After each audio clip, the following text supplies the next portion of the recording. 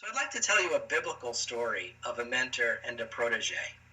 There's a story in Hebrew scripture, what some people call the Old Testament, about Ruth. In fact, Ruth gives her name. It's called the Book of Ruth. And I think that's wrong because Ruth is the protege and her mentor is Naomi. So the Book of Ruth is really the story of Naomi's mentoring of Ruth. Naomi is a widow. Her daughter-in-law is Ruth. Ruth is also a widow. Naomi's son has died.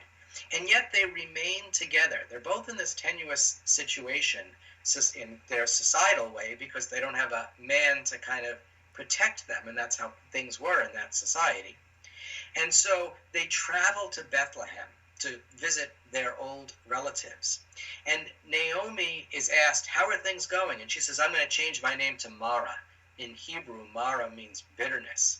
And out of this depth of these two women being very sad, Naomi notices that there's a man named Boaz, and Boaz is looking at Ruth as if he's kind of interested. And so Naomi goes into Yenta the matchmaker mode.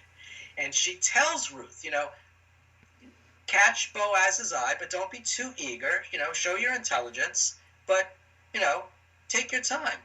Eventually, of course, Boaz and Ruth get married. And Boaz and Ruth have a son named Obed. And Naomi is so excited as a grandma that Naomi's friends don't say, Ruth had a baby boy. They say, Naomi had a baby boy. And so there's this mutual security that now takes place. I'm sure that Naomi wanted Ruth to be taken care of. And perhaps she also wanted herself to be taken care of. That shouldn't be seen as selfish. It's a family situation where everyone wins and moves forward.